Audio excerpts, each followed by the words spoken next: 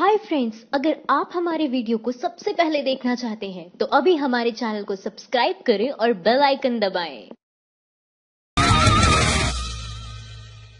पत्रकार बोली, प्रियंका गांधी पर सवाल उठाने वाली बीजेपी अमित शाह और डोभाल के बेटों पर खामोश रहती है। यह वंशवाद नहीं है क्या? प्रियंका गांधी के कांग्रेस महासचिव बनने के बाद परेशान बीजेपी ने तुरंत ही कांग्रेस पर वंशवाद का आरोप लगा दिया है। बीजेपी सही है, यकीनन यह वंशवाद है, लेकिन यह सवाल उस पार्टी के मुंह से अच्छा नहीं लगता जो सर से पांव तक वंशवाद में डूबी हो। चाहे बीजेपी अध्यक्ष अमित शाह को ले लिया जाए, जिनका बेटा जय शाह सक्रिय राजनीति में तो नहीं है, लेकिन बीजेपी सरकार बनने के बाद उसकी संपत्ति 16,000 गुना बढ़ जाती है। यहाँ पीएम मोदी के सबसे खास अफसर अजीत डोभाल को ले लिया जाए, जिनके बेटे शौर्य डोभाल बीजेपी के नेता हैं। वरिष्ठ पत्रकार Rana Ayub social media site Twitter पर लिखती हैं कि वंशवाद पर सवाल उठाना जायज है, लेकिन वो सवाल ऐसी पार्टी उठा रही है जो अपने अध्यक्ष अमित शाह के बेटे जय शाह पर खामोश रहती है और अजीत डोभाल के बेटे शौर्य डोभाल पर भी खामोशी बनाए रखती है। इसके अलावा शिवराज सिंह चौहान के बेटे पूर्व केंद्रीय मंत्री यशवंत सिन्हा के बेटे मोदी सरकार के केंद्रीय मंत्री जयंत सिन्हा को ले लिया जाए या बीजेपी के सहयोगी रामविलास पासवान को ले लिया जाए, जिनकी पार्टी लोजपा ने बीजेपी के साथ इस शर्त के साथ समझौता किया है कि वो पासवान के बेटे, बीवी, 2 चाचाओं को टिकट देगी और पासवान को राज्यसभा भेजेगी और तमाम दूसरे नेताओं को ले लिया जाए। आखिर बीजेपी को सिर्फ कांग्रेस का परिवारवाद क्यों दिखता है? 2014 में बीजेपी सत्ता में आती है और उसी साल 2014-15 में अमित शाह के बेटे जय शाह की 50,000 की कंपनी 2015-16 में 80.5 करोड़ की हो जाती है, लेकिन सब खामोश रहते हैं। कोई यह पड़ताल करने की कोशिश नहीं करता कि एक साल में 50,000 की कंपनी 80 करोड़ के पार कैसे पहुंच जाती है। बीजेपी को इस पर परिवारवाद नहीं दिखता।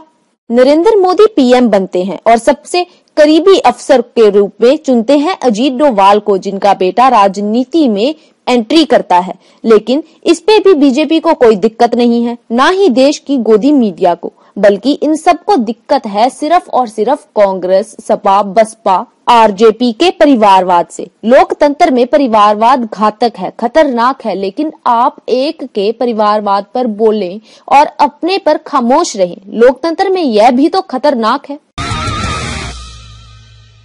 प्रियंका गांधी की एंट्री के बाद यूपी में गूंजा नया नारा, दहन करो मोदी की लंका, बहन प्रियंका, बहन प्रियंका। प्रियंका गांधी को पार्टी का महासचिव नियुक्त किए जाने के बाद कांग्रेसकर्ताओं का जोश 7वें आसमान पर है। पार्टी कार्यकर्ताओं का जोश देखते ही बन रहा है, मानो प्रियंका ने कांग्रेस में नई जान डाल दी है। ऐसी ही एक नारेबाजी की वीडियो शेयर करते हुए पत्रकार साक्षी जोशी ने लिखा है कि कांग्रेस कार्यकर्ता नारे लगा रहे हैं, दहन करो मोदी की लंका, बहन प्रियंका, बहन प्रियंका। 2019 चुनाव हर दिन बेहद दिलचस्प होता जा रहा है।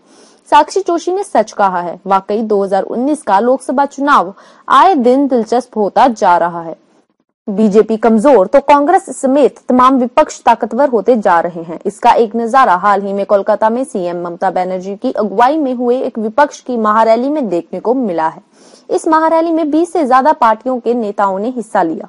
प्रियंका गांधी की नियुक्ति कांग्रेस कार्यकर्ताओं के लिए संजीवनी की तरह काम कर रही है। हाल ही में पीएम मोदी के इंटरव्यू लेने वाली एएनआई की पत्रकार स्मिता प्रकाश ने भी नारे की वीडियो को ट्विटर पर शेयर करते हुए लिखा कि कांग्रेस की ओर से नए नारे, दहन करो मोदी की लंका, बहन प्रियंका, बहन प्रियंका। हिंद की है शेरनी, हिंदुस्तान की आवाज, प्रियंका प्रियंका। यह बात तो माननी पड़ेगी कि प्रियंका के सक्रिय राजनीति में आने से जहां कांग्रेस कार्यकर्ताओं का जोश सर चढ़कर बोल रहा है, वहीं बीजेपी टेंशन में दिखाई दे रही है। प्रियंका की एंट्री से मोदी शाह की नींद उड़ गई होगी। स्वर्ण वोटर अब बीजेपी से कटकर कांग्रेस की ओर आएंगे। प्रियंका गांधी के सक्रिय राजनीति में आने का तत्कालीन तौर पर पूर्वी उत्तर प्रदेश में कांग्रेस की स्थिति पर जितना असर पड़ेगा, उससे कहीं ज्यादा भाजपा पर पड़ना चाहिए। निसंदेह मोदी शाह की जोड़ी आज थोड़ी चिंतित होगी। भाजपा के स्वर्ण वोट बैंक में अब कांग्रेस कुछ न कुछ सेंध जरूर लाएगी। यह भाजपा के लिए चिंताजनक स्थिति हो सकती है। फिलवक्त यूपी से लोकसभा में कांग्रेस की सिर्फ 2 सीटें हैं। प्रियंका राजनीति में नहीं आती तो भी वह यूपी से कांग्रेस की सीटों में इजाफा होना ही था, पर प्रियंका के आने से कुछ और बढ़ोतरी हो सकती है। पर यूपी में कांग्रेस की संगठनिक और जनाधार की स्थिति बहुत बुरी है। ऐसे में यह अंदाजा लगाना कठिन नहीं कि महज 3 महीने के दरमियान प्रियंका कितना बड़ा चमत्कार कर सकेंगी। हाँ, राजनीति में अपनी लंबी पारी से वह पार्टी को जरूर फायदा पहुंचा सकती है। सिद्धू ने प्रियंका गांधी की एंट्री का किया स्वागत। कहा 2019 में राहुल और प्रियंका की जोड़ी बीजेपी का सुपड़ा साफ कर देगी।